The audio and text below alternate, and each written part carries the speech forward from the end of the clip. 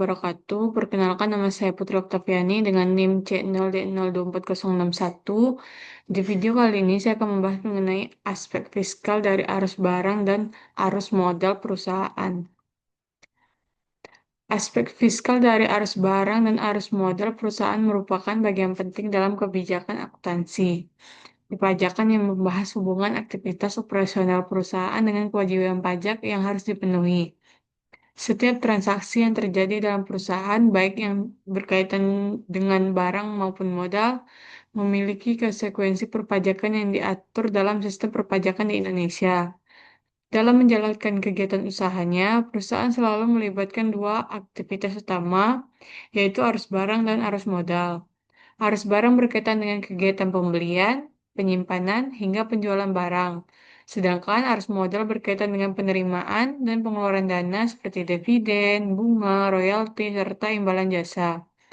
Kedua aktivitas ini memiliki keterkaitan erat dengan kewajiban perpajakan sehingga perlu dipahami secara menyeluruh oleh setiap wajib pajak.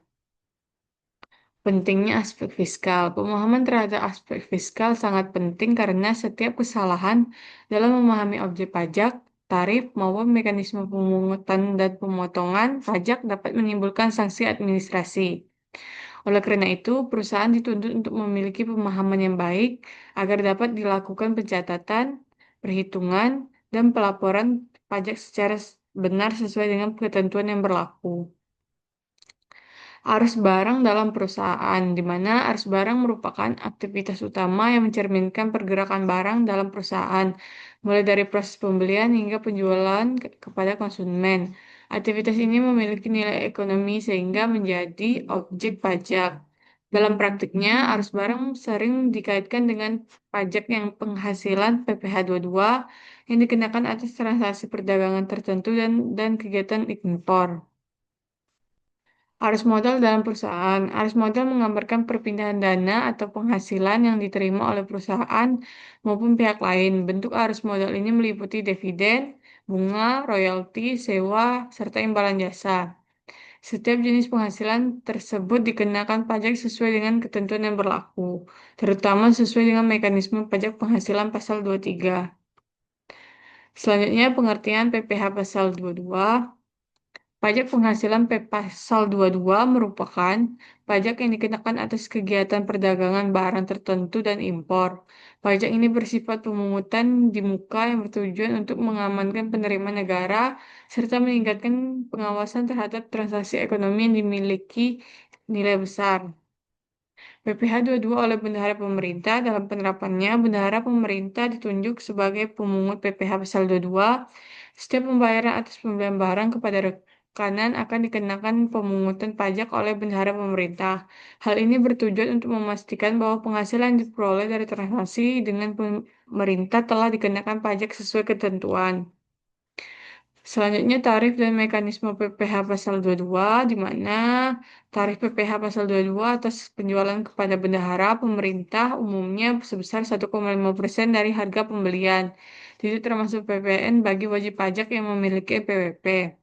Pajak dipungut pada saat pembayaran, kemudian disetorkan ke kas negara dan dilaporkan sesuai SPT masa. Bukti pemungutan yang diberikan dapat digunakan sebagai kredit pajak dalam perhitungan tahunan. Selanjutnya, PPh 22 pada industri tertentu. PPh 22 juga dikenakan pada industri tertentu seperti semen, baja, otomotif, dan farmasi. Dalam hal ini, prosedur dan importir ditujukan sebagai pemungut pajak atas penjualan produknya. Kebijakan ini bertujuan untuk mempermudah pengawasan terhadap sektor industri dan memiliki kontribusi besar terhadap perekonomian. Selanjutnya PPh 22 BBM, gas dan pelumas. Selain industri tertentu, penjualan bahan bakar minyak, gas dan pelumas juga menjadi objek PPh 22. Perusahaan ini di sektor energi ditunjuk sebagai pemungut pajak atas transaksi tersebut, sehingga pemerintah dapat mengoptimalkan penerimaan pajak dari sektor dengan nilai transaksi yang tinggi.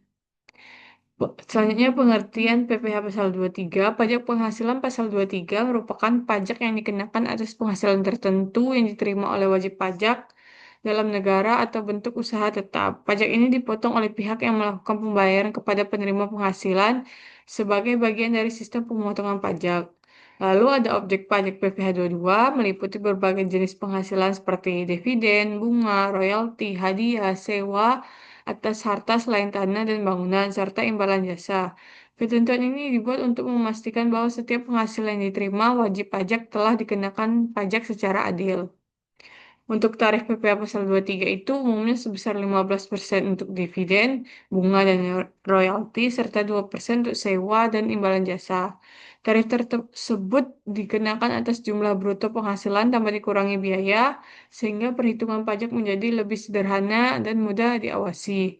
Untuk mekanisme PPh pasal 23 itu, di mana pemotongan PPh pasal 23 dilakukan atau ketika penghasilan menjadi hak penerima. Pajak yang telah dipotong harus disetorkan ke kas negara dan dilaporkan melalui SPT Massa. Bukti pemotongan kemudian diberikan kepada penerima sebagai kredit pajak dalam pelaporan tahunan. Baiklah, kesimpulan dari materi ini adalah arus barang dan arus modal merupakan bagian penting dalam kegiatan perusahaan yang memiliki implikasi perpajakan. PP pasal 22 dikenakan pada transaksi barang, sedangkan 23 dikenakan penghasilan tertentu.